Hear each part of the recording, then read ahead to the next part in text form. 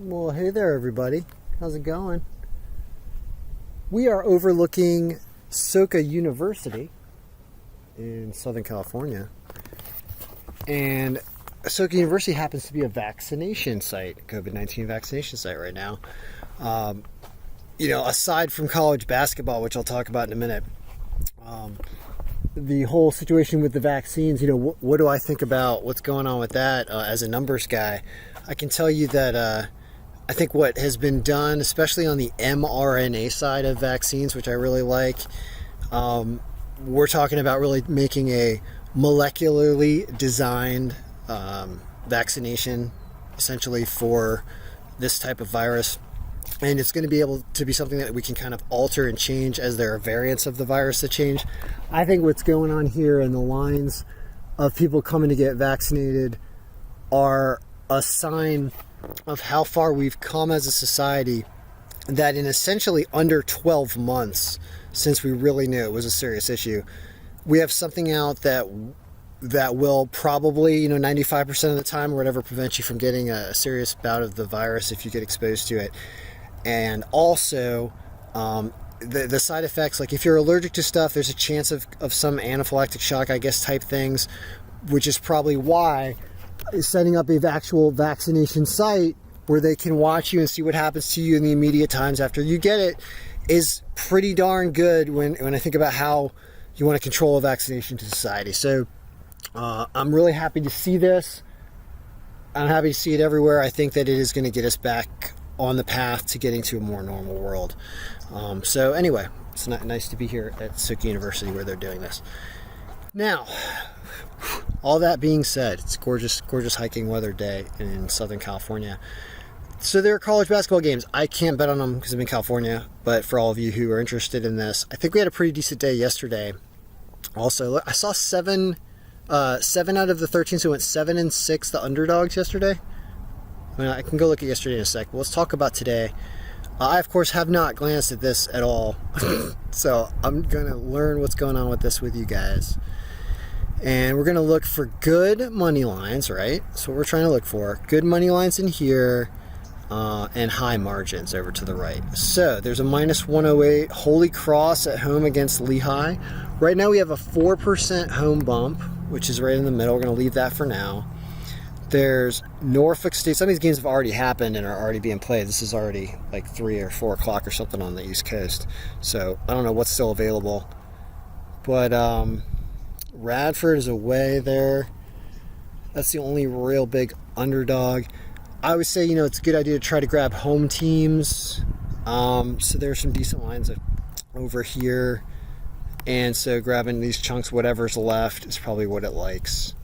So that's that. Now I want to talk about yesterday. So let's look at yesterday, because it was a big day. There was like 95 games. Thank you to those that help putting the scores in the Google Sheet. You saved me a ton of time, and we were able to get this all done. So here is what was interesting and why I really felt the need to record a video right now.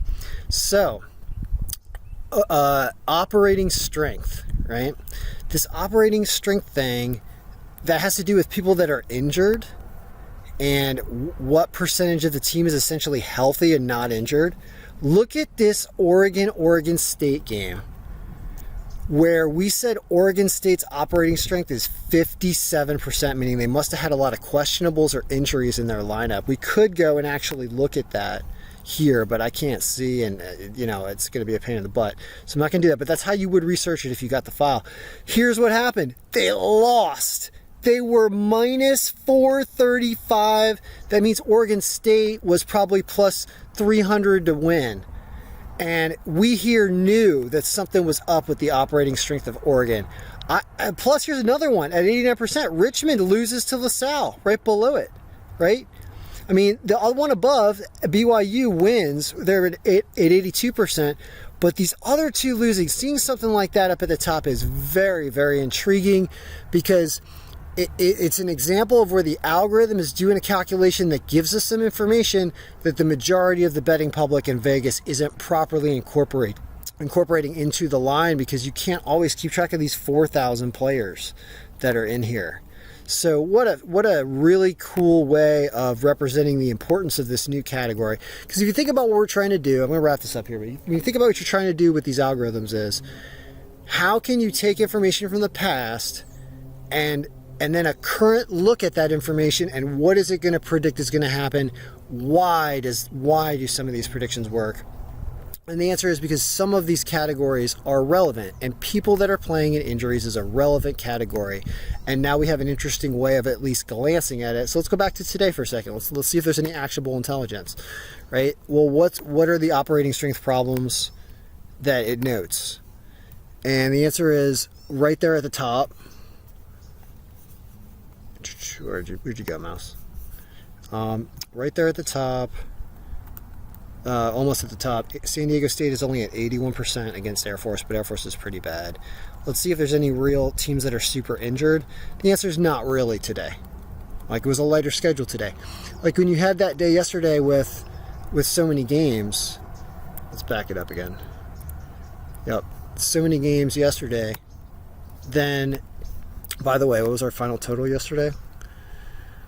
We were 64 and 29, I guess, with what's showing.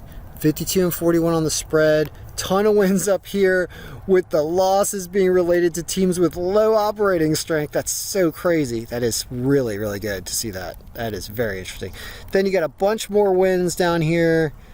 All these teams were at like 90% capacity at least, so they weren't too big or hurting. If you keep going down, here's another one. Now, this team was at 58% and they won, so that's inconsistent. We would have just said basically stay away from Florida, but it looks like they pulled it out anyway. Or maybe some of those questionable players actually played. Here's a 79% that won in Florida State beating Clemson at home.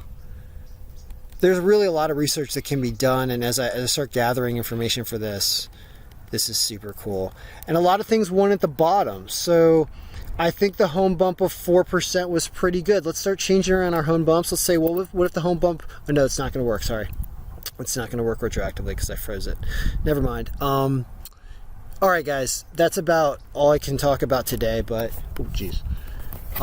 Get out, get healthy, get vaccinated. We all shouldn't fear the vaccination. We should understand it's a part of keeping a healthy society, and we'll get there eventually. But really being able to predict outcomes, which is what we like to do here, is something that we're going to be able to do with vaccines and health and biology at the genetic level. So don't be scared. Go out and do what you're supposed to do. It's better for everybody. All right. Good luck, everyone.